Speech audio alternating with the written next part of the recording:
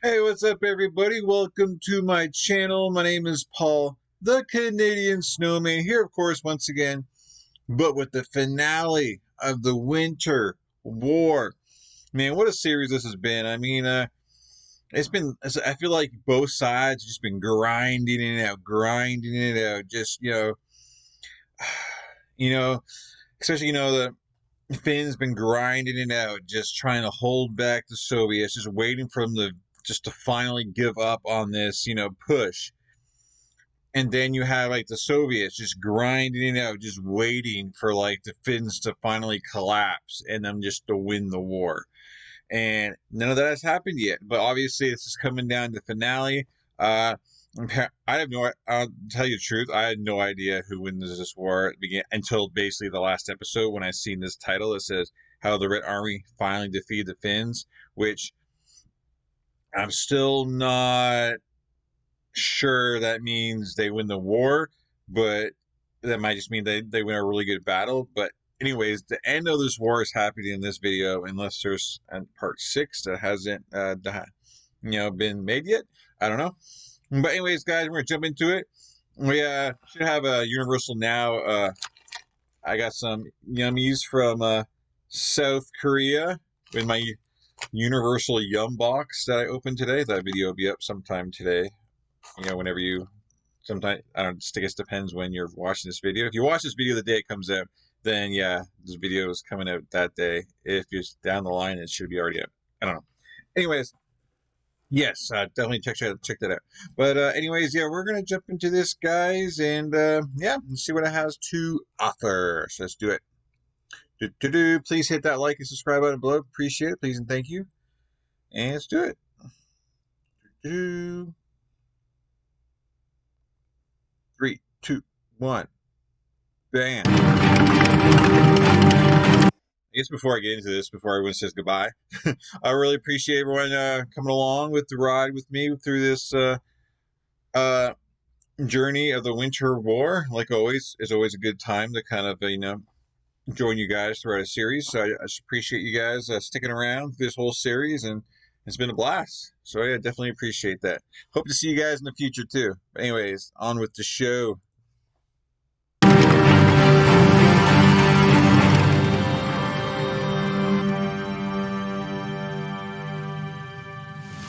In the previous episodes, we have watched as the Soviets were defeated or stopped on each and every front by the resilient Finnish forces. Their initial invasion was very badly prepared and executed, and as a result, thousands of soldiers paid with their lives. Meanwhile, at the Karelian Isthmus, the Mannerheim line remained unbreakable, a bastion for Finland's hope. I just want to say this, yeah, I remember in the comments you guys saying that the Swedes, they didn't, basically agreed to help well, I guess in a way they did. Those are basically volunteers from those countries, that they weren't like, forced to do it. They volunteered to join the Finns in this war. And you guys are saying, I guess there's no surprise that the Soviets allies did not come in to play because the Soviets kind of had so many troops that they really need to have some help because they already had plenty of troops as it is. So I just want to kind of point that out. Appreciate it, guys. The Mannerheim line remained unbreakable, a bastion for Finland's hope. Now that the Soviets have reorganized their forces and have amassed over 30 divisions on the Karelian Isthmus, a decisive operation is on the horizon. It's now or never for the Soviet Union in our 5th video on the Winter War. Here we go. Shout out to the Ridge Wallet for sponsoring this video. Members of our team have been using Ridge Wallets for more than a year. Generals. The Soviet High Command was highly disillusioned by Merezkov's performance and decided to replace him with Timoshenko, sending him 21 fresh divisions to prepare for a renewed offensive operation. Okay. As such, the 7th Army was reorganized into the Northwestern Front under Timoshenko himself, with Stjern's 8th, Choikov's 9th, and Frolov's 14th armies directly reporting to Marshal Voroshilov's high command. Timoshenko was ordered to breach the Mannerheim line by any means necessary and bring the war to the Finnish heartland. Meretskov was then reassigned to lead the new 7th Army on the western side of the front, with 14 divisions in total, as he received 5 as reinforcement. Furthermore, 9 new divisions were assigned into the newly assembled 13th Army under Grendau, placed on the eastern side of the front, and the other 7 divisions were designated as General Reserve for the operation. With so many troops on a single front, the Soviets had to divide their forces to maintain control over them, with Meretskov forming 5 army corps and Grendau forming 3. In contrast, the Finns on the Mannerheim line were worn out after a month of intense fighting. Their fortifications were in a bad state, as throughout December and January the Soviet artillery had shelled their positions daily. And the Finnish forces were not only exhausted from resisting the Soviet onslaught, but also from repairing the dugouts and assault obstacles after the relentless enemy bombardment. Damn. The commander of the Army of the Isthmus, General Osterman, had grouped his troops into 2 formations, the Western 2nd Army Corps around Summa under General Åquist, and the Eastern 3rd Army Corps in the Taipale sector, led by General Heinrichs. Behind them, the Finns had the poorly manned interim line, with only a few emplacements and facilities for the defense of these positions. And behind this lay the final obstacle for the Soviet advance, the inadequately fortified rear line, which ran from Viipuri to Kupasari, and from there to Kakisalmi. Although the Finns were heavily outnumbered, with only 8 divisions against the overwhelming 30 Soviet divisions, the defenders were prepared to fight to the last. On February 1st, Timoshenko launched his offensive. On the Summa and Lada sectors, the 3rd Division of Colonel Palu had been hammered by several small Soviet assaults throughout January. When Mereskov's forces approached the Mannerheim line, it took a while for the defenders to realize this was no small attack, but a full army assaulting them. Within hours, the Soviets managed to capture a section of the trenches while bombarding the entire line. Each day they renewed their attacks, focused on acquiring a bunker here or a dugout there. These assaults were very successful, and some positions would remain in permanent Soviet control, further lowering the morale of the Finns. Despite these losses, Palu had withstood the Soviet assaults by February 10th. But this was just the beginning, as one day later, the 19th and 50th Rifle Corps started a joint. Man, it's like I'm just waiting for the breakthrough. Like, that's just outnumbered hugely again. And it's like, the fatigue has got to kind of eventually take over, but the same guys been fighting this day in and day out, and now they're extremely outnumbered again. And it just looks like there's so many just along this line that, man, they gotta fight perfectly right now to kind of stop this. Maybe have some luck on their side to stop the Soviets from breaking through. It looks like, wow. As one day later, the 19th and 50th Rifle Corps started a joint offensive. The star of this offensive would be the 123rd Rifle Division, which managed to push through the Finnish lines just east of Lake Summa and capture Poppius Bunker and all the strongpoints east of it. By afternoon, their attack had breached the Mannerheim line and reached the interim line at Lada. Meanwhile, Palu threw back the Soviet attacks at other locations along the front and launched a quick counter-offensive against the 123rd. This counterattack, however, lacked the arms and men needed and thus failed. As Mannerheim became aware of the breakthrough later that night, he immediately ordered the reserve 5th Division to the breach. In response, the Soviets started reinforcing the 123rd to capitalize on their success. 2 battalions from the 5th hastened to counterattack the enemy, but despite pushing back the Soviets, they would be driven back by Soviet tanks later that day. Damn. As the defenders recovered from their failed counter-offensive, the Soviets started a bombardment of the interim line, and their armored forces rolled straight through the Finnish defenses. Furthermore, just east of the Lada road, the invaders had created a gap in the defensive line. The following day, the Soviets would continue to widen the breach, while General Orquist threw every available reinforcement to stem this. If Lada fell, the Soviets could open up a passage in every direction through the isthmus. In the meantime, fierce combat was taking place in the Merki sector, as the 19th Rifle Corps slowly progressed through the line of the 1st Division at great cost. By February 13th, the 90th Rifle Division had breached the Mannerheim line at Merki and managed to push in several kilometers. That night, Commander Meretskov noted their tremendous success and ordered his corps to exploit this opportunity. At the same time, Orquist gave permission for the 5th to start withdrawing eastward and for the 1st to retreat towards the northeast. On the other side, the Soviets would not follow the disengaged Finns, instead consolidating. Meanwhile, Grendal's 13th Army had the objective of advancing through the Finnish defences to the road network on the Kelja-Korpikila-Yaroseva line. On February 8th, the Soviets started their bombardment of the Taipale sector, and the 3rd Corps launched a wide front assault, resulting in the capture of 2 bases at the Tarantula hamlet. 2 Finnish counterattacks had failed to regain it, when a 3rd desperate effort managed to return these positions to their hands.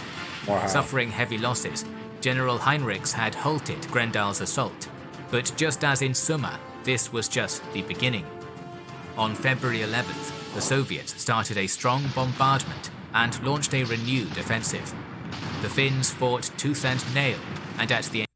Man, it's not only are like the Finns outnumbered, they don't have the tanks or artillery. I mean, there's so much stacked against them. You know, just being outnumbered so hugely, you think would just be enough. But man, add on tanks and guns, man.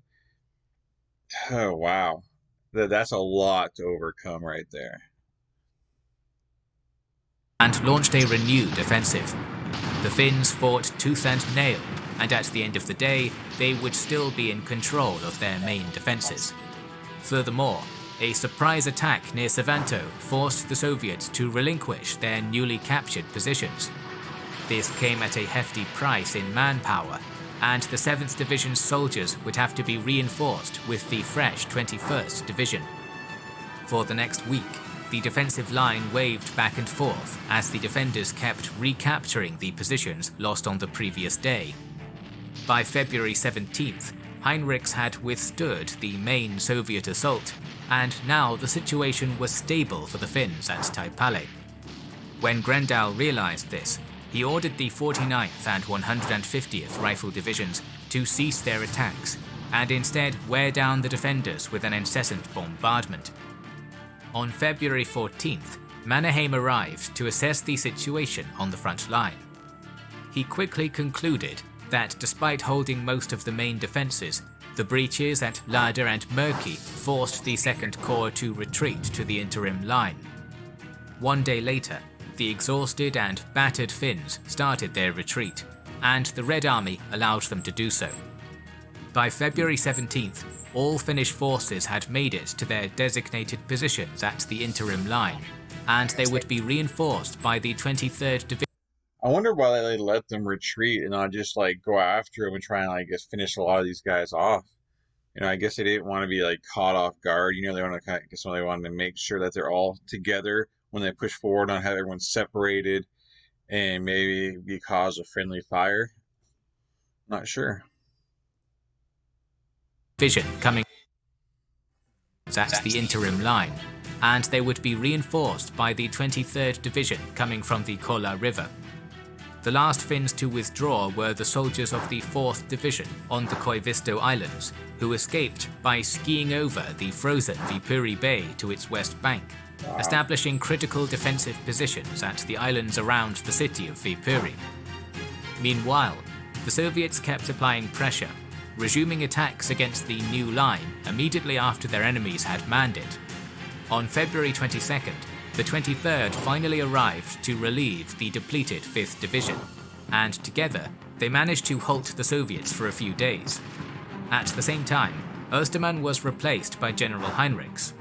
Furthermore, the experienced General Taipale would take control of the 3rd Corps, and General Latikainen would be assigned to command the new 1st Corps at the left flank of Orquist's 2nd. By February 18th, Grendel had restored the cohesion of his forces and ordered them to renew their assault. This offensive was especially successful around Kurvismäki, where the 150th Division routed a battalion of the 21st and took control of the strongholds on the southern side, while the 49th Division captured the forts at Tarantula, forcing the Finns to retreat to the interim line. After the fall of these defensive positions, the Soviets stopped their advance because they feared a Finnish counterattack, allowing Taipale to strengthen positions on the line one day later. The following night, the 7th Division launched a counter-offensive and took back control of the Tarantula sector.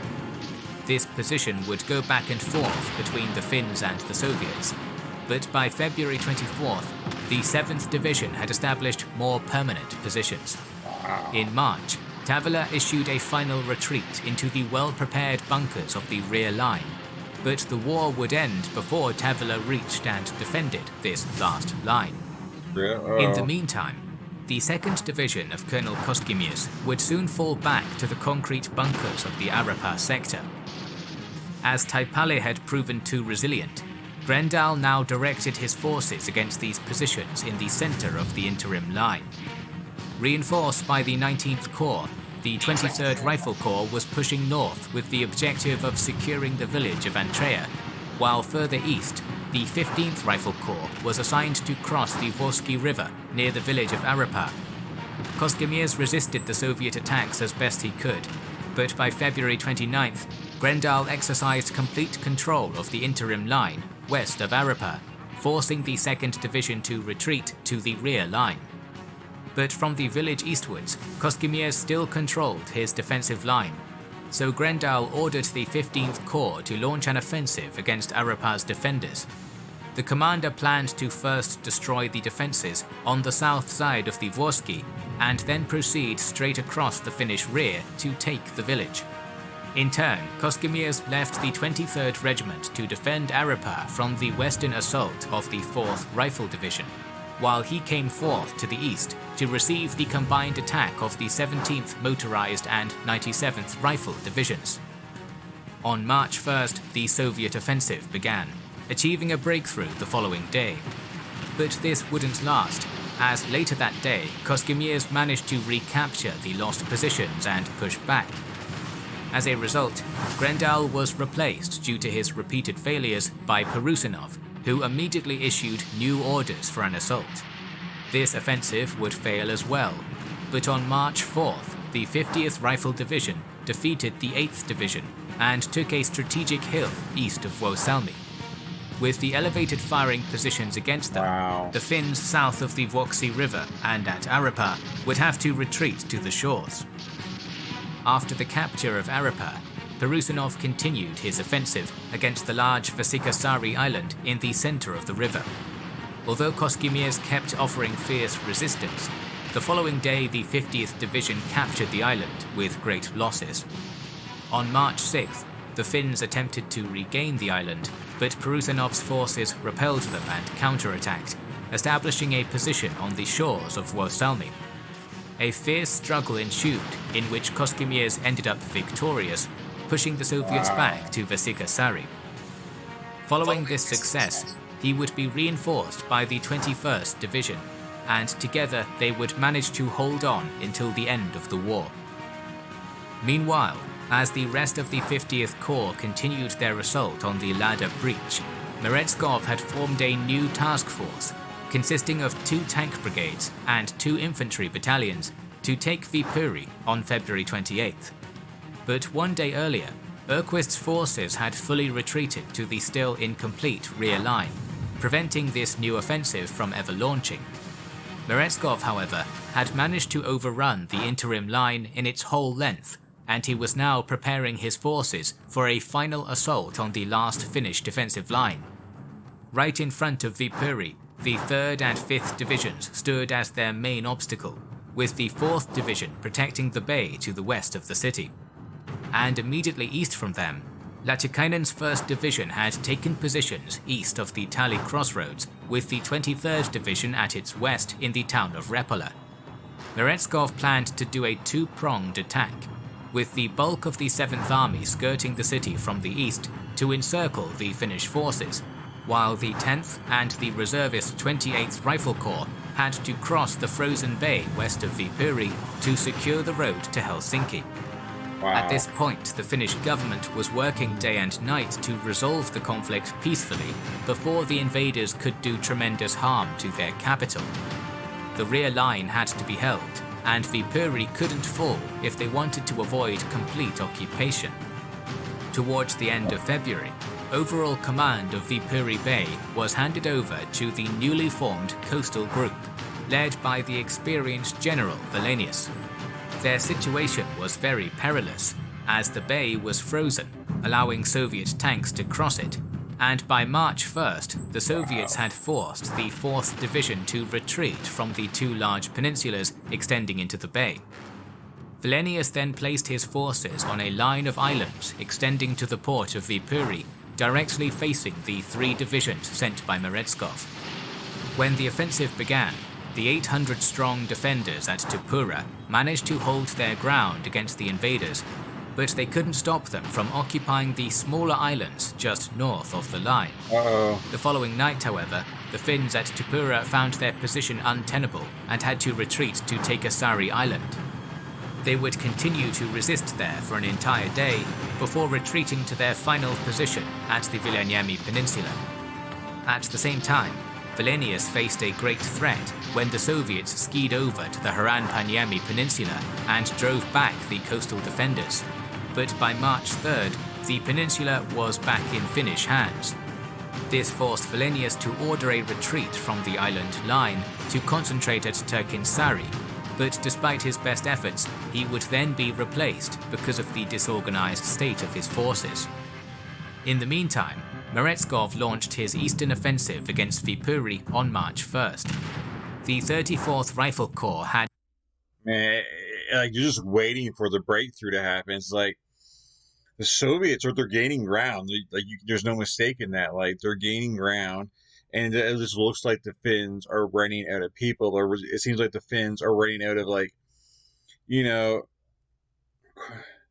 corps to kind of like fill those holes, or to take the, or to relieve their comrades, I'm just waiting for it, like, but man, they're holding on tight right now, but man, so I guess the next question, a lot of these guys are already on their, where they're going to end the war, they said, so it's either we're going to get decision made right now, like we're going to get peace treaty or something, or basically the Soviets are just going to outrun them and try and march to, Helsinki, and they'll get whatever they want out of this, war. So, excuse me. Wow. Offensive against Viipuri on March 1st. The 34th Rifle Corps had the task of directly assaulting the city from the south and from the northeast, where the 5th Division stood in defense, while the 50th Corps advanced in the direction of Repola to eliminate the 23rd Division. On March 2nd, the 3rd Division defending Viipuri itself was assaulted by the 7th and 95th Rifle Divisions, and the Soviets managed to create a breach on the southern edge of the city. But the 3rd would continue to hold the Soviet attacks on the following days, further preventing the invaders from sweeping into the city. Simultaneously, the heroic 1st Division was holding down the 50th Corps on the Tali crossroads, and the 5th and 23rd Divisions were also resisting the relentless enemy attacks. Back at the bay, the new commander of the coastal group, General Lennart Usch, decided to recapture the key Taikasari Island on March 4th. This would fail, and soon the 86th Motorized Rifle Division created a bridgehead on the Haranpaniemi Peninsula. Usch quickly launched a counterattack to regain this position, but by March 5th, the 86th couldn't be dislodged. At the same time, the Finns in Villaniemi were finally routed, so the Soviets continued eastwards towards Viipuri until they were stopped on the Kajaaniemi Peninsula. The next day, Bush attempted to recapture Vilaniemi, with both sides suffering heavy losses. Although the Finns had contained this breach, the Soviets had managed to cut off the road to Helsinki, achieving their main goal. With Viipuri isolated from the capital, Finnish Prime Minister Risto Ryti was finally granted permission from Moscow to travel there and start the peace talks. While these negotiations lasted, Heinrichs and Mannerheim knew that they needed to hold the invaders at bay. On March 9th, the 70th Rifle Division on Vilaniemi was reinforced by the 173rd Motorized Rifle Division, and one day later they advanced northwards beyond the road. Towards Viipuri, they would finally be stopped by the recently assembled Group Varko coming from the city. Meanwhile, on Ures Island, the 4th Division was enjoying great success on March 9th against the 43rd Rifle Division, and only after being reinforced by the 42nd and 113th Rifle Divisions did the 43rd manage to capture the island. The rest of the islands would be lost the following day, and the 4th would have to retreat to the Koivuniemi Peninsula in defense of the coast. It kind of makes like you have like the 4th Division, the 5th Division, and then you have like the Soviets with the 100 and something division. It's like, wow, it just shows how, I guess, how outnumbered they really were, man. But like the Finns are holding on, like, come on, hurry up and get a peace treaty. I'm sure the Soviets are saying some too, like, come on, guys, get some kind of decision made, man, because that would suck to kind of be killed on the last day of the war, you know. So these guys are probably every night they're probably going to sleep hoping that they wake up in the morning and the war will be over, you know. And the 4th would have to retreat to the Koivuniemi Peninsula in defense of the coast. Simultaneously, Merezkov launched a new main offensive against Viipuri on March 11th. But the Finns fought to the last man and resisted both the artillery barrage and the Soviets' incessant attacks. Orquist's position was becoming untenable with each passing day, and so he requested permission to abandon the city. But Mannerheim knew the importance of maintaining Viipuri, and he knew that the war was near its end, so he ordered his men to maintain the city at all costs. On March 12th, Merezkov was preparing for a final assault on the surrounded Viipuri, coming both from south and west, but before the Soviets could exploit their breakthrough on the city, Ryti capitulated to Stalin's terms. A day later, the terms of the Moscow Peace Treaty were announced, and the fighting stopped.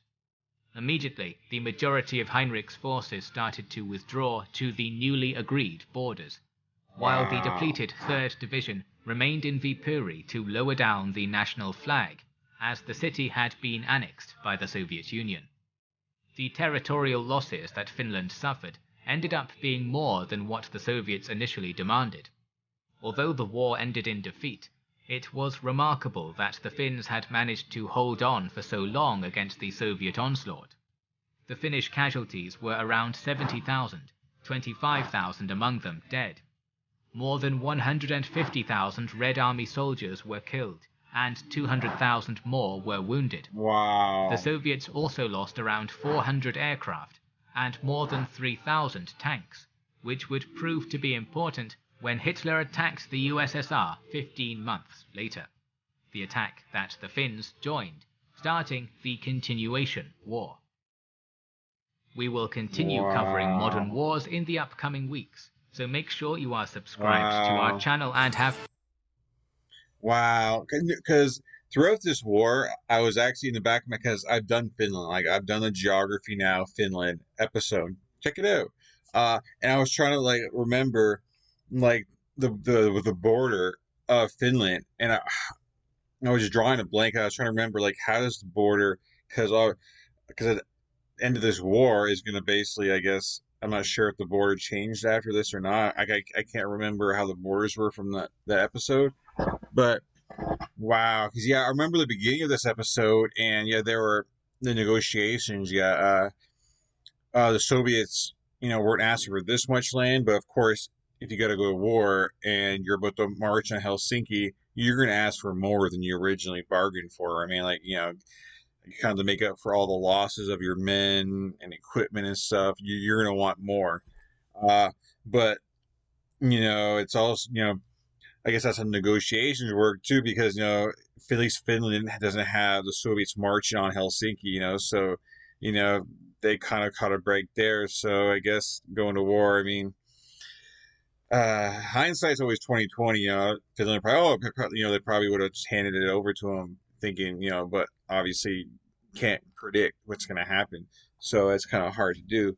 So, anyways, wow, what a war, and man, so close there, man. Like I think just in time, because I think the Soviets were about to do, actually going to do a lot more damage there, and I think they would have easily, got through. I mean, not easily, but I think they definitely would have been able to kind of push forward even more.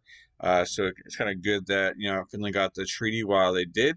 But what a war! Like I've never heard of this war. The Winter War. Like when I first started, doing this channel again, I've had this request, but I didn't really really knew what it was. And eventually, like, I'm gonna do that war. I remember it's been requested, and then I realized basically the countries involved and the time period. Like, okay, this is haven't really heard of this one. So now when I think of World War II, this will be another war that kind of comes to mind. And this happened over 2 months. Like it feels like because how much tug of war has been going on, and so it feels like it's been going on for like a year, but it's only been going on for a couple of months, right? Maybe you guys let me know in the comments. I think it was only a couple of months. But anyways, guys, I really appreciate you guys coming along with the journey. Uh, you know, I'm sure this is a great kind of debate back and forth between, Russians and Finns, but talking about this war kind of thing. I'm sure, always, always fun having, I guess, friendly conversation, right? So anyways, guys, like, subscribe, and all that good stuff. And I'll see you tomorrow with, I guess, something else, right? So anyways, guys, peace. Catch you guys in future videos. Hope you guys have a great day. And always a pleasure. I'm out of here. See you guys later.